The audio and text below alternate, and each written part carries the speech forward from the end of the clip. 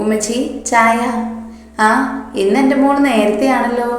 സൈനബ ചായ കപ്പിലേക്ക് ഒഴിക്കുന്നതിനിടയിൽ ചോദിച്ചു. അതെന്താ ഉമ്മച്ചി, എനിക്ക് നേരത്തെ എണീറ്റാൻ പറ്റില്ലേ? ഇക്കാക്ക് എണീറ്റിട്ടുണ്ടാവും, ഞാൻ ചായ കൊടുക്കാം. അവൾ മാഹിയുടെ റൂം തുറന്ന് അകത്തേക്ക് കയറി. ഇക്കാക്ക ദേ ചായ. മാഹി ചാടി എണീറ്റ് മൂസിയെ തന്നെ നോക്കി. എന്താ ഇക്കാക്ക? മൂസി അവനോടായി ചോദിച്ചു.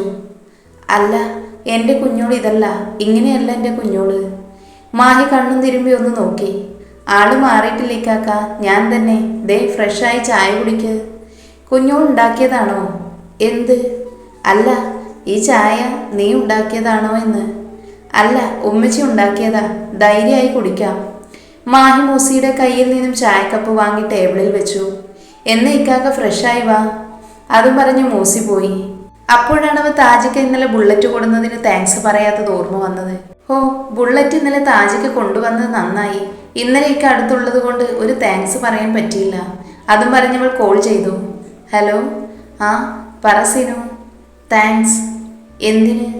അല്ല, ഇക്കാക്കയുടെ ബുള്ളറ്റ് വർക്ക്ഷോപ്പിൽ നിന്ന് വീട്ടിലേക്ക് എത്തിച്ചതിന്.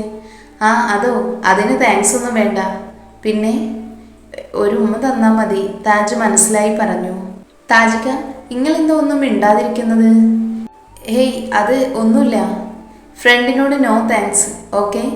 സിനു, എനിക്ക് ആശുപത്രിയിലേക്ക് പോവാൻ ടൈമായി, ബായ്. അത് പറഞ്ഞ് കോള് കട്ടാക്കി. ഉമ്മ, ഇക്ക, ഞാൻ പോണു. ആ, കോളേജിലേക്ക് പോകുന്നതൊക്കെ കൊള്ളാം. അവിടെ ഇവിടെ ചുറ്റിക്കറങ്ങാതെ നേരെ കോളേജിലേക്ക് വിട്ടോണം, കേട്ടല്ലോ? മാഹി മൂസിയെ നോക്കി പറഞ്ഞു. എൻ്റെ ഇക്കാക്ക എന്നെ ഇത്രത്തോളം മനസ്സിലാക്കി വെച്ചിരിക്കുന്നു. ഗ്രേറ്റ്. മൂസി മനസ്സിലായി ഓർത്തു. മനസ്സിലാകും കുഞ്ഞോളെ, കാരണം ഞാൻ എൻ്റെ ഇക്കാക്കയാണ്. ഞാൻ മനസ്സിലോർത്തത് ഇക്കാക്ക കേട്ടോ? എൻ്റെ ആത്മ അത്രയ്ക്ക് സൗണ്ട് ഉണ്ടായിരുന്നു. കുഞ്ഞോൾ സംസാരിച്ചത് എനിക്ക് കേൾക്കാമായിരുന്നു. അതിനവൾ നിളിച്ചു കാണിച്ചു. പോവാൻ നോക്ക്. മൂസി സൈനബയുടെയും മാഹിയുടെയും കവളിൽ മുത്തിക്കൊണ്ട് കോളേജിലേക്ക് പോയി. മൂസിയും സൽമാനും സൈറയും PG സ്റ്റുഡൻ്റാണ്. സൈറ, ഇക്ക പോയോ? എന്നെ കൊണ്ടാക്കിയിട്ട് ആശുപത്രിയിലേക്ക് പോയി. ഷോ, ഒന്ന് നേരെ സംസാരിക്കാൻ പറ്റിയിട്ടില്ല. മൂസി വിഷമത്തോടെ പറഞ്ഞു. അത് സാരമില്ലടി, വൈകുന്നേരം അനൂക്ക് എന്നെ പിക്ക് ചെയ്യാൻ വരും, അപ്പോൾ കാണാം. അവർ 3 പേരും ക്ലാസ്സിലേക്ക് നടന്നു. അകത്തേക്ക് വരാമോ? മാഹിയോ? ഇരിക്ക്. ഓ, അപ്പം എന്നെ ഓർമ്മയുണ്ട്. പിന്നെ? താജ് മാഹിയെ നോക്കി. എന്താടാ, എന്നോട് എന്തെങ്കിലും പറയാനുണ്ടോ? പറയാനുണ്ട്. ഉമ്മ ഉപ്പച്ചിയെ പ്രണയിച്ചത് സത്യമായിരുന്നു. എന്നാൽ അയാൾ എൻ്റെ ഉമ്മച്ചിയുടെ ശരീരത്തെയും പണത്തെയും മാത്രമാണ് സ്നേഹിച്ചത്. ഉമ്മച്ചി അല്ലായിരുന്നു ആ കത്ത് എഴുതിയിരുന്നത്.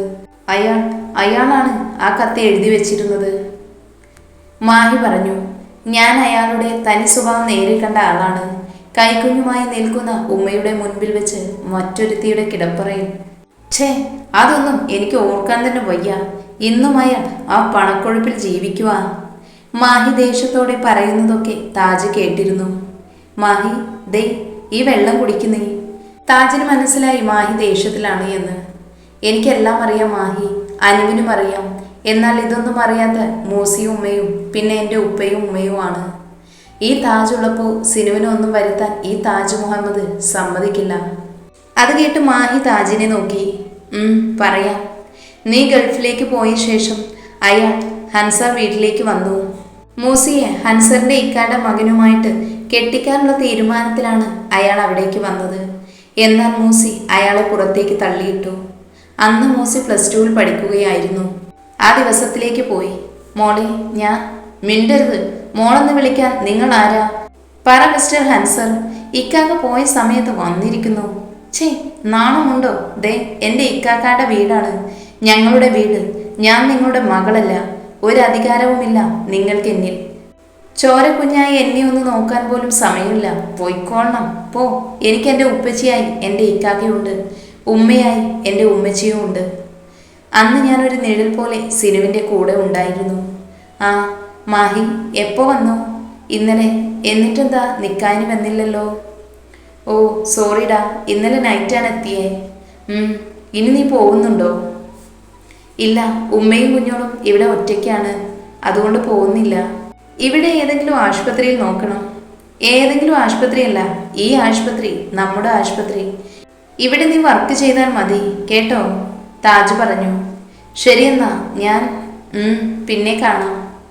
ഇതേ സമയം കോളേജിൽ. ഡാ അച്ചു, നമുക്ക് ദേ ആ കടയിൽ പോവാം. ദേ ആ ഭരണിയിൽ ഉപ്പിലിട്ട മാങ്ങ കാണുമ്പോൾ തന്നെ വായിൽ വെള്ളം ഊറുന്നു. നീ വേഗം വാ.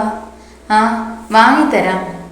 ആസ്വദിച്ച് മാങ്ങ കഴിക്കുന്ന മൂസിയെ കാറിൽ ഇരുന്നു കൊണ്ട് താജ് കണ്ണെടുക്കാതെ നോക്കിയിരുന്നു.